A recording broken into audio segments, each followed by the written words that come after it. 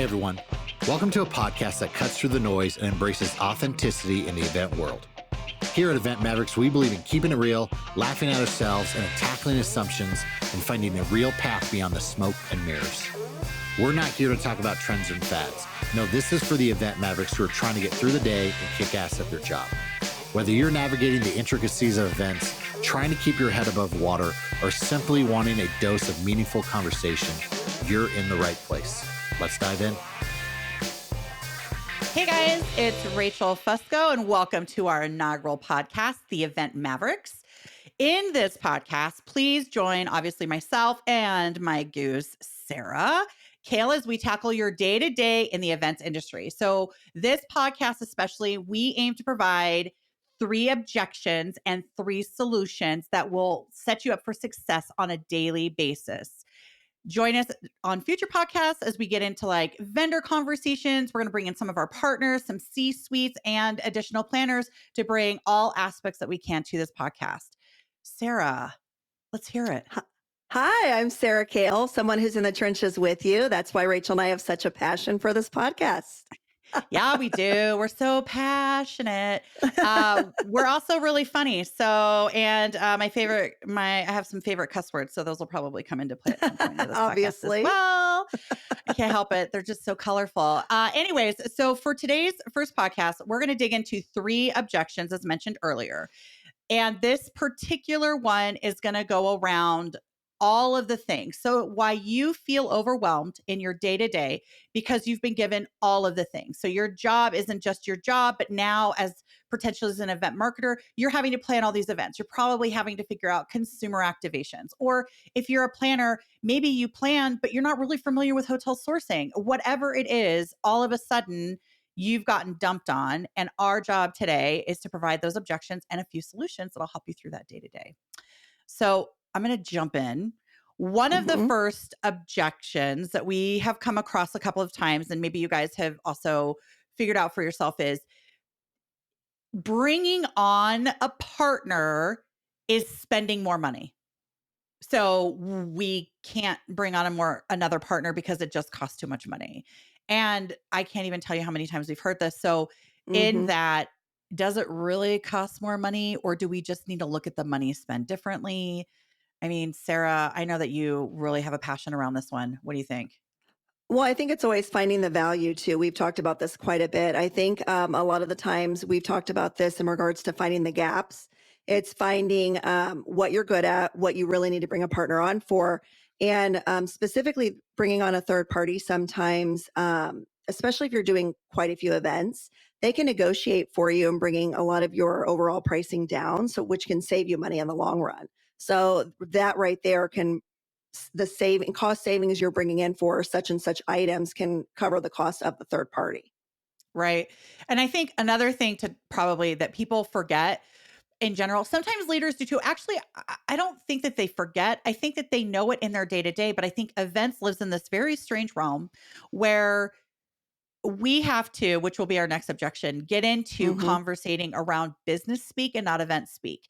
So first of all, it's not spending more money. You're investing in expertise. So if expertise wasn't a high dollar, we wouldn't have colleges and you wouldn't be dropping $80,000 or $100,000 a year for your education.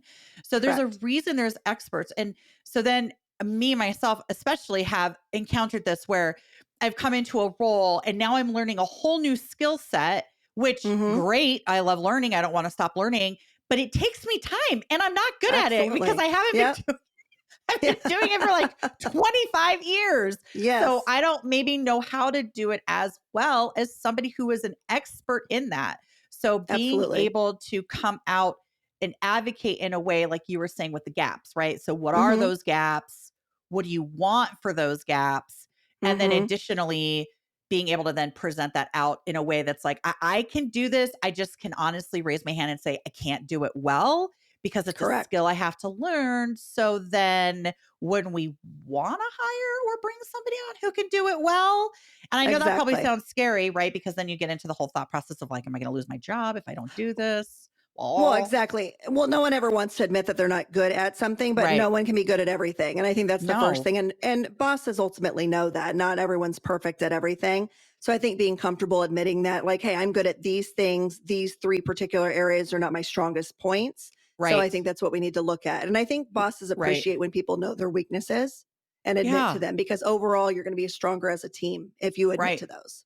Or they should Yeah, appreciate that. absolutely. Right? If they Absolutely. don't, then they absolutely should.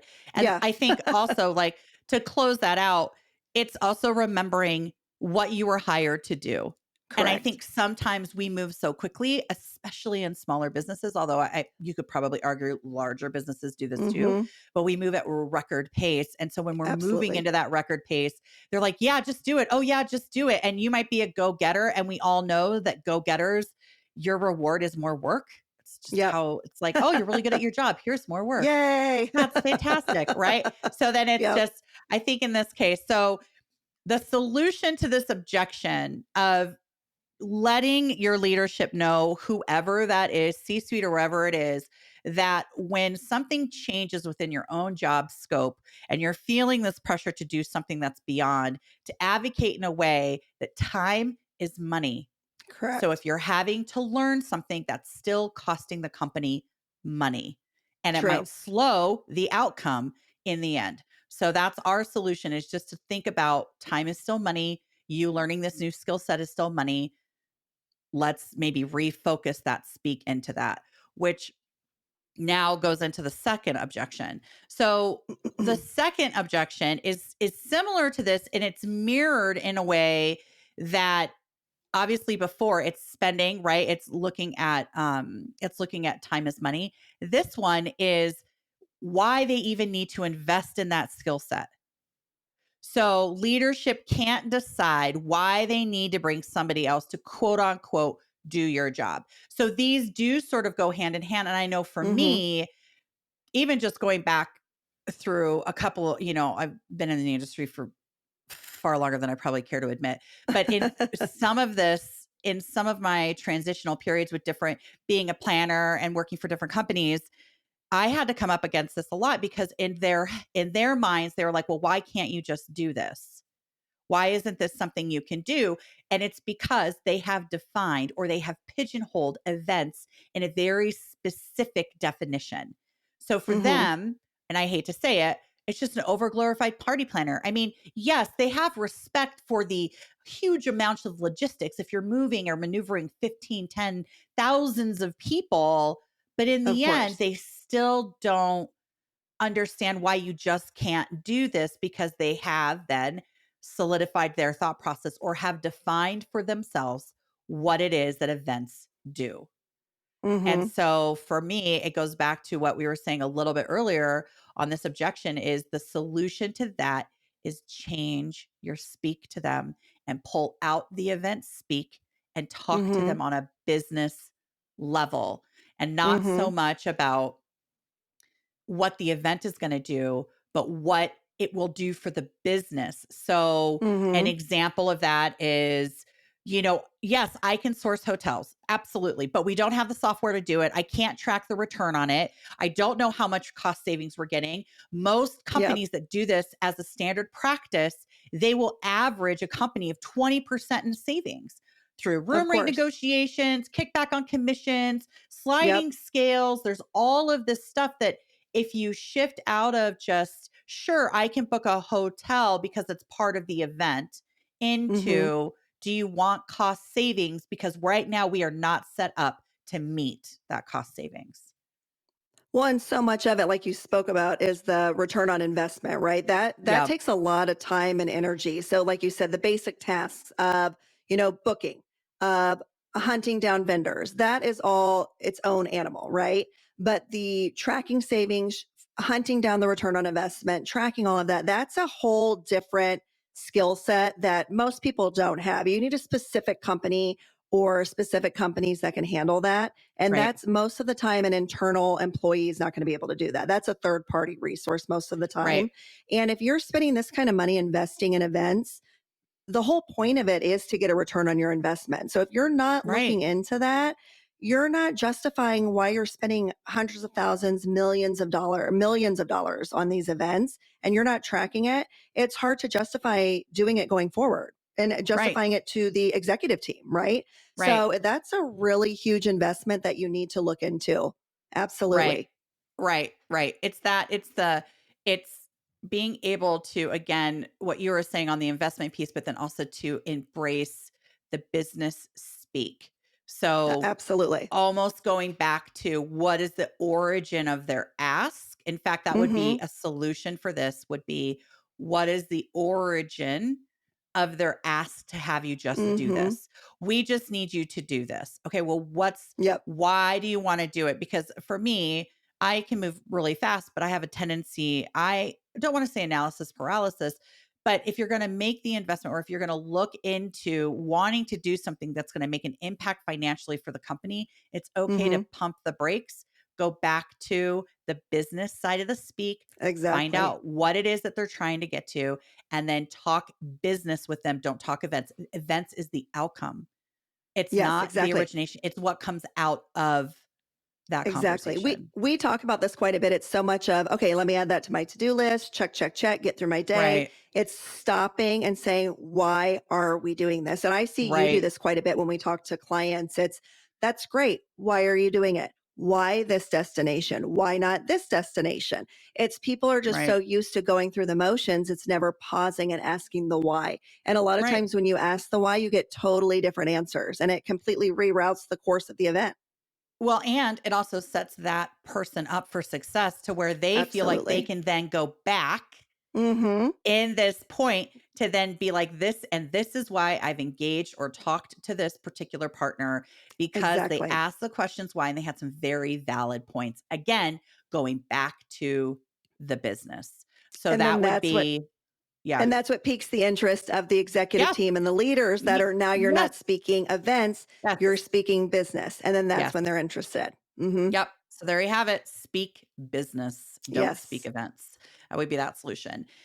And then our final objection today is a little bit so in theory all of these objections sort of intertwine with each, so they might feel in some ways slightly repetitive, but they are different because they're different life cycles within maybe a singular conversation that you could have with your leaders or with somebody else, or you're making you're making the not the objection, but you're presenting the solution of this is why we need to bring on this partner, whoever that partner may be, to help support your gaps. So, our final objection is again grappling with the expertise and feeling like you have to know everything. So, harkening back a little bit on our first objection, then touching on it slightly in the second, for me in this particular space about feeling like you need to be the expertise and you have to know everything, I think there's something to be said about being open minded to learning. So Mhm. I there needs to be sort of a definitive line between I'm wanting to learn this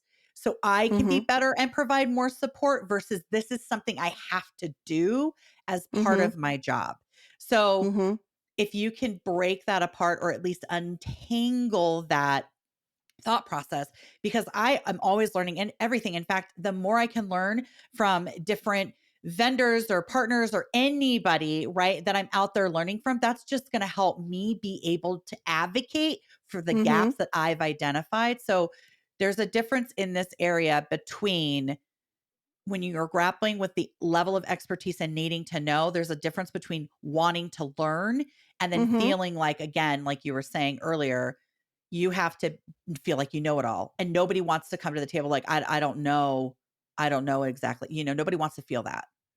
Well, and I think a good example too is sometimes just like I can give an example from something I'm dealing with right now. Like as planners, we everyone wants to know everything, right? You feel better positioned if you know it all. So, for example, I can give a great example from just this week. We're doing a program right now, and transportation is not something I feel as I'm an expert in, right? On a small program, absolutely. On larger programs, it's a lot of moving pieces. And when you're doing all the components, that's one piece that I do not want on my plate. So for that's one piece where bringing in a third party is absolutely ideal in. We're lucky on our team. We always have a transportation expert that can take that off of the piece take it off my plate as an account manager. So that's something that, yes, I can handle a small component of it, but when it comes to a big piece, I prefer not to. So again, that's a great example of if you're handling all the pieces and you can bring in a third party for that one piece, it makes your life so much easier, right? So Right. we have Right. a program right now for the Super Bowl.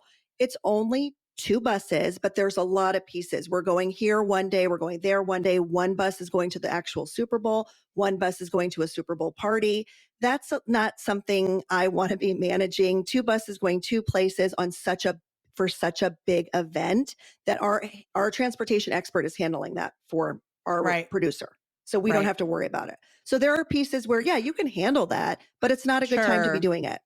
Right. That's where you And can then justify that. do you ever get it? Sometimes. Oh my God. Sometimes when leadership will come to you and they're like, I don't understand why you just can't do that. And I'm like, oh, I'm sorry. Do you know how to do something like this?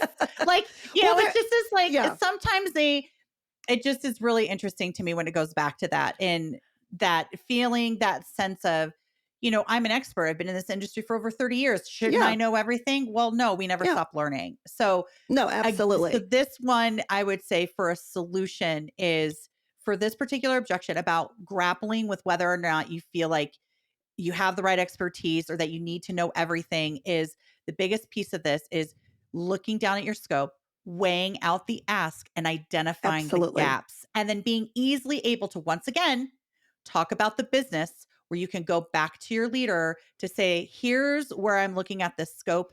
These are the gaps that I've identified where we need to bring in an expert, which is Yep. great because I'm the one that knows the business. So Yes. now I can manage the Yep. expertise level of this other support to ensure that it Mhm. aligns with our business goals, whatever those business goals are. So I would say And like we yeah, said, it's not even just for a business. It could be a particular program. It could be right, one piece of one program that, look, I've got it all, but this one piece, if I'm getting right, calls from a bus driver that, hey, traffic's really bad, I'm trying to deal with something on site. It's not a smart thing for me to be divided into 2 different right, pieces on this right, one important event. It's not smart. So right, just knowing what's good for your client as well and right, justifying to your leadership team that, hey, I don't feel comfortable being divided on this one piece. It's good to have an right, expert in on this particular component. right, right. Yep. And it's okay to do that.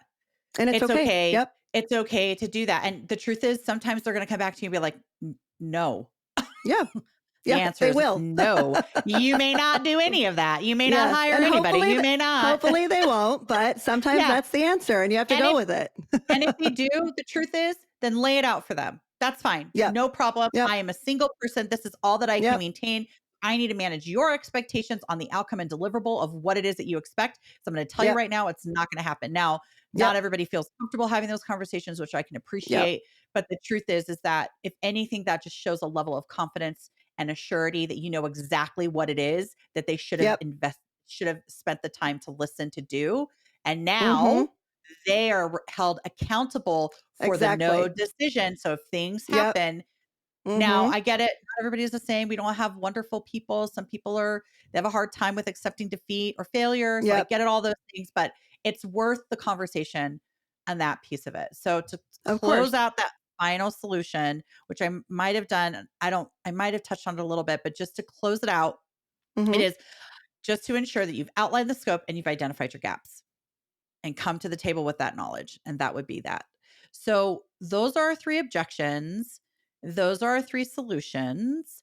At the end of the podcast, I'll just recap them quickly. But before we close out, there's something else Sarah and I would love to do because we find this fun and we're fun. We're actually very fun people. We are very fun. Everybody wants to be our friends.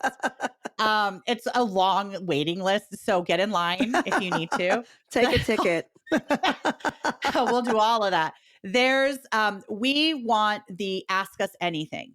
So, one, we are garnering from our own experiences, whether we've experienced this as both of us have been planners previously. Now we're working for third parties. Now we're working for agencies. I used to be, so we're pulling from our own history, but we want to know from you. What are some of the topics that we could cover for you or find a guest speaker for? I mean, I think that there's Mhm. different topics out there where we have access to some really good um some really good guest speakers that could Mhm. tap into. I know one of them is going to be procurement in a 3-bid process. That's going to be coming up just to better understand. It's a really interesting point of view on that. So again, ask us anything. Just helps with us making sure we're getting the most or the most applicable content out to you. And then the other thing is it doesn't always have to be about work. Mhm. So ask us anything if you think it's funny, because I think one of the things to close out we both talked about was on a podcast previously, somebody asked if there was a TV show you could rewatch, like erase from your memory and then rewatch Mhm. it, what would it be? And what was yours?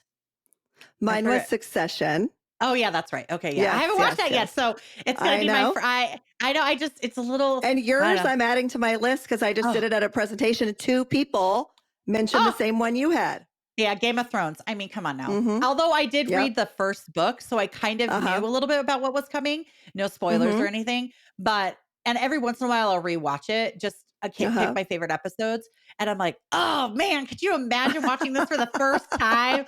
You're like, Oh, yeah, exactly. So when they were mind recording blown. people's expressions, yes, when they were like, Like, what? what? That's a real thing. It's a real experience, and you can share it with the world. Yep. That's so good. Okay, guys. So to close out our first episode, first of all, thanks for joining. Obviously, it's huge if you like or subscribe to our podcast. We promise to keep it short and not ramble, but rambling sometimes is so much fun. I guess it depends on how many cups of coffee I get before we start doing all that. To close out, again, 3 objections, 3 solutions. Objection: leadership is undecided and they can't see the need to bring on somebody else. You are going to advocate for the scope. Grappling with expertise and feeling like have to know everything. Your solution is to identify your business. You are going to be the advocate for the company, and that person is going to help fill the gap that you've identified in objection 1. And then finally, objection 3, investing wisely is not necessarily spending more money. So you in this investment, time is money. So if they're choosing not to do it, it's still going to cost them money and time for you to do it for yourself. Those are Mhm. our solutions. That is the podcast, folks, and we'll see you again next month. Cheers. Bye. Bye.